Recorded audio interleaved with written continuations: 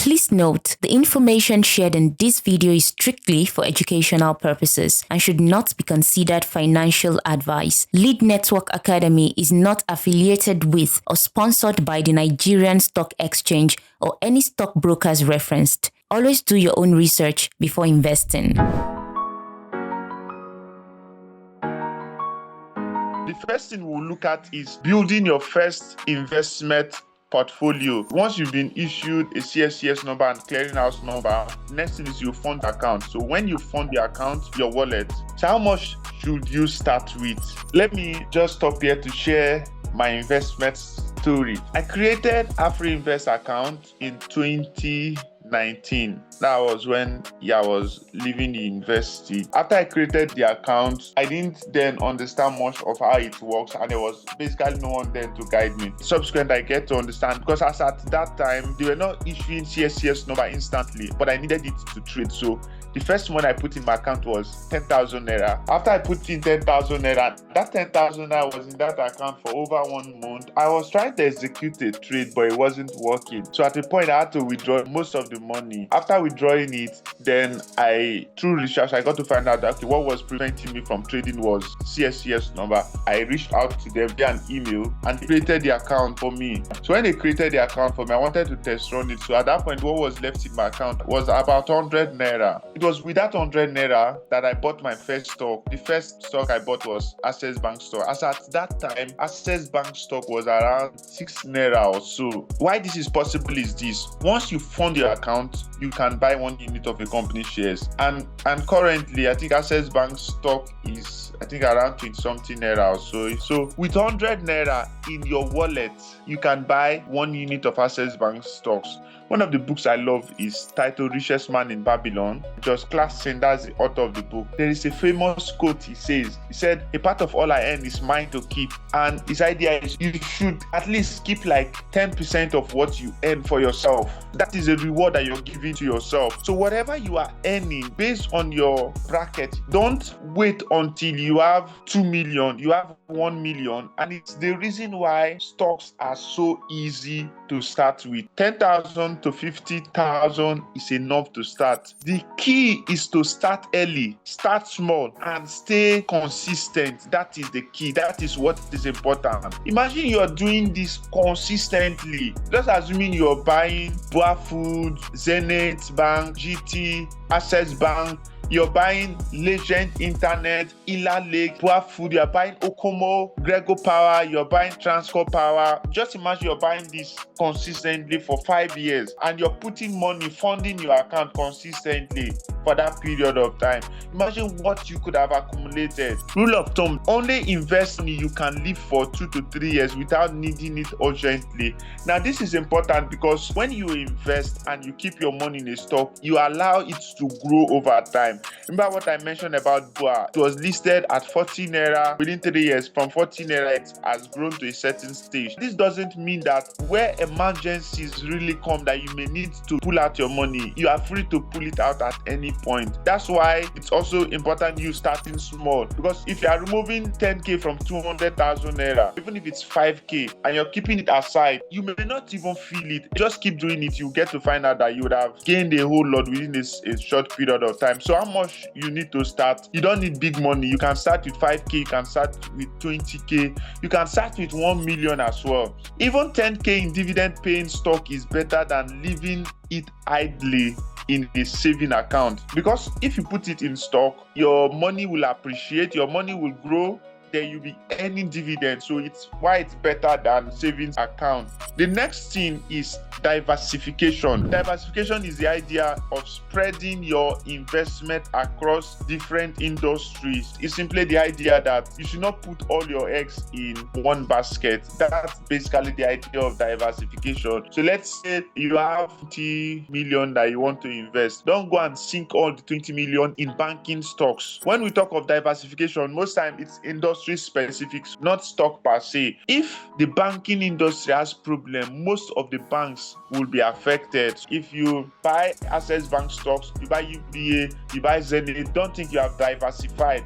you haven't diversified. All your money is in one industry, one basket. The idea of diversification is you look at fast-moving consumer goods, you look at the energy sector, you look at real estate, look at it industry by industry. That's the idea of diversification. Then types of stocks, that's also one area of diversification. So for instance, you have dividend-paying stocks against growth-focused stocks. So growth-focused, their own idea is pouring all their earnings back into the company to grow the company. In law, it is said that companies are not mandated to pay dividends. So it is not a must that companies will have to pay dividends. So take for instance, in 2024, MTN did not pay dividend. And the reason they did not pay dividend was because they were losing money. They lost money. They didn't make profit. I think their money almost ran, their loss ran almost to 1 trillion naira.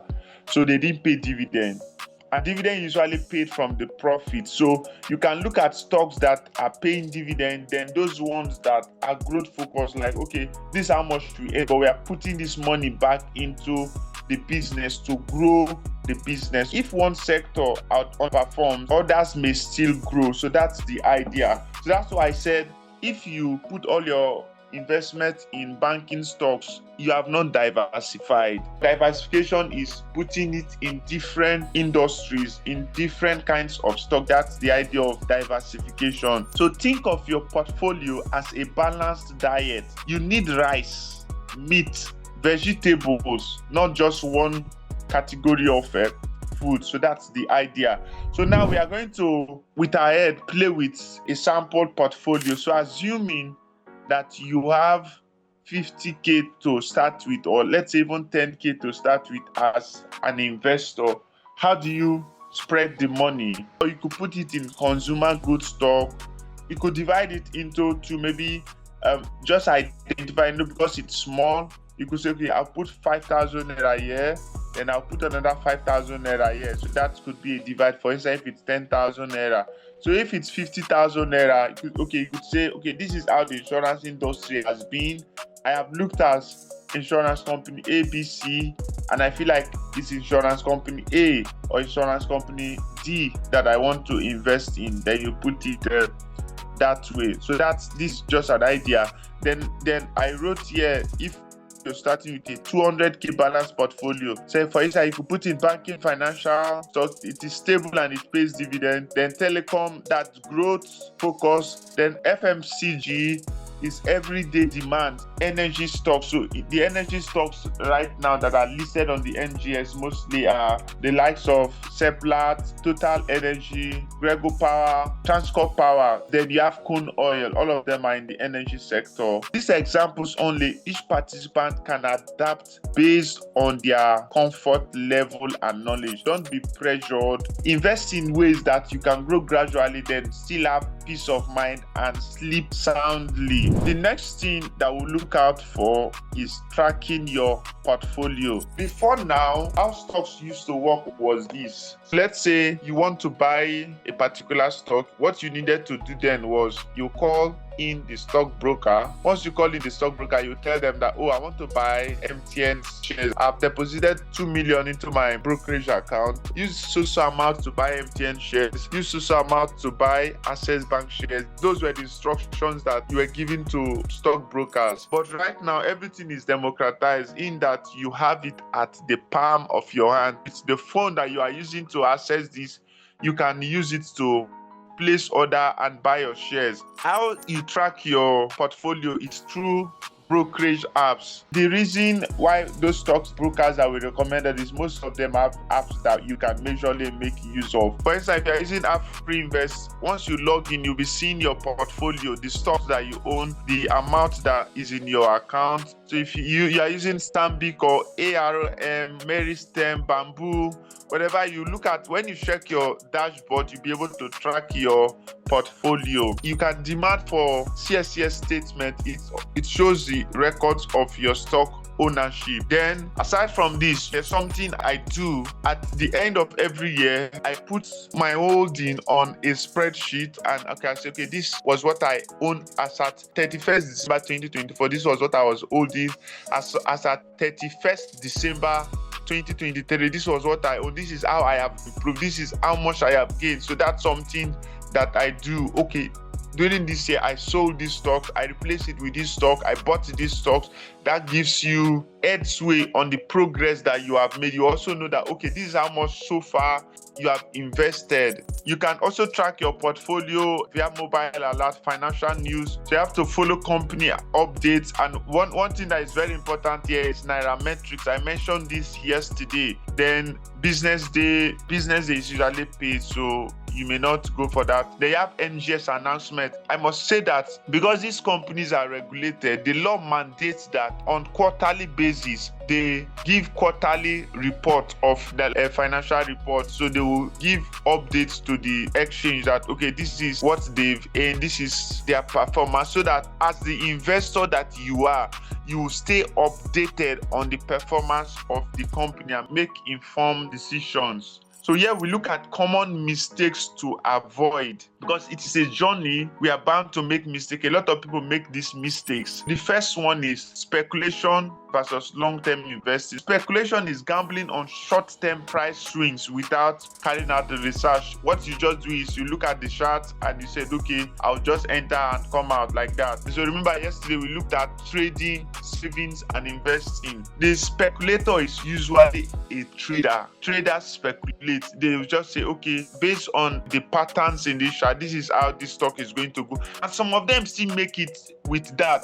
But where you don't have money that you want to lose, where you want to be in the market for the long term, you have to invest. Buying good companies, holding for years and let compounding work. That's investing. Then buying because everyone is rushing into it or because of a rumor, that's speculation. So investing is the idea of buying good companies, holding for years and letting compounding work. If you keep putting maybe 50,000 every month into a particular company, one, your money is accumulating, then the stock is appreciating in value as well. So you see that you would have reaped multiples of whatever you had put in. The stock market can be volatile. Don't chase quick gains. Think in years, not days. There is something Warren Buffett says a lot. He said in his company, he doesn't care about how the company stocks perform in a particular year. What he cares about is the long term, the decisions that are being made. That is what he cares about. Number two mistake that people make is falling for get rich quick or Ponzi schemes,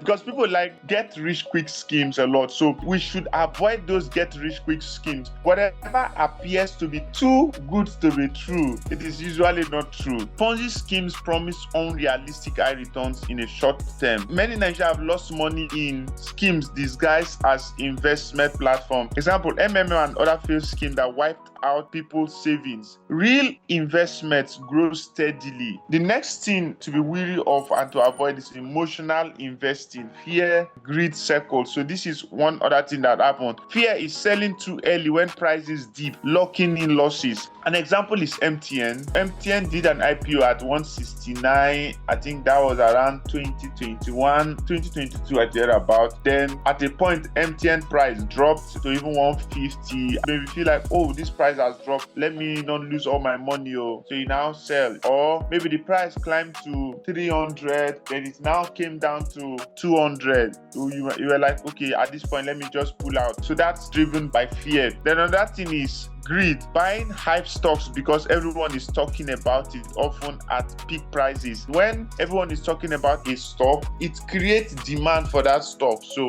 at a point, the stock will peak. Then after a while, people will now take profit, so the price will drop. Successful investors control emotions. Don't panic. Don't panic when prices fall, and don't rush when prices rise. This is a quote by Warren Buffett again. Said, be fearful when others are greedy and greedy when others are fearful. So most time you just have to create a balance. And what will give you the edge for you to do all these things is when you know what you are doing. If you have studied the stock that, okay, this has been the performance of this stock, this is how this stock has been performing, it gives you that confidence to go into a particular investment. The next thing is over diversification and under diversification. So diversification is important, but you should not over diversify and don't under diversify. Over diversification is spreading money across too many stocks, hard to track and weak returns. Let's say you have 100k. You may feel like, okay, let me have little bite of all the stocks. But because of what you've done, you have deprived yourself of the opportunity of buying in a stock that you fully understand that could give you a lot of returns. For instance, Warren Buffett again. Most of the money that Warren Buffett made was from Apple stocks. Because of the so much money he put in Apple, as Apple rose, he reaped a lot from Apple. For most investors, most of their investment return usually come from a few handful of stocks. When you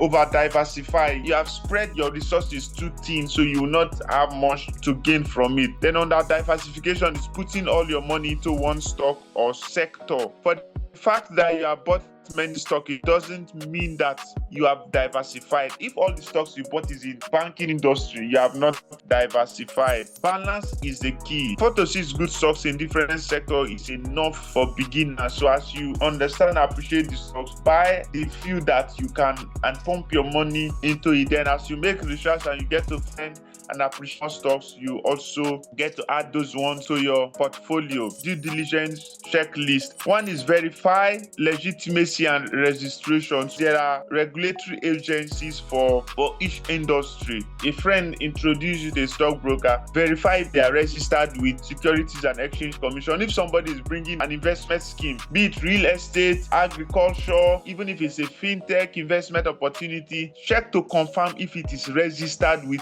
the regulator.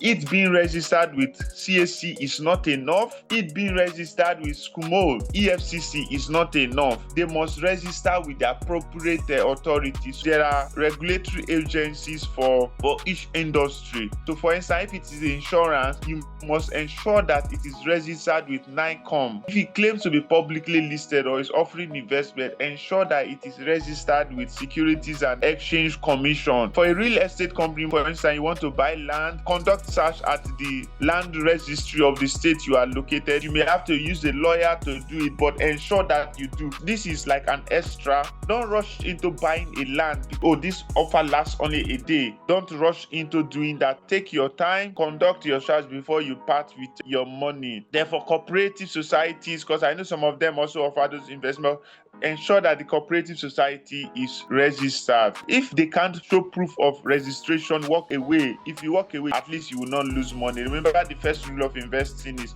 don't lose money by Warren Buffett. Understand the business and investment model. How do they make their money? Can you explain it to a 10-year-old? Ensure that you can explain, you understand how the business works. If you can't explain it, you shouldn't invest in it. Then review the financials and promises that they make. Ensure that, okay, these are what their promises. Before companies are listed or offer their shares to public, they give a prospectus. Take time to go through the relevant sections of those prospectus, then assess performance and industry outlook.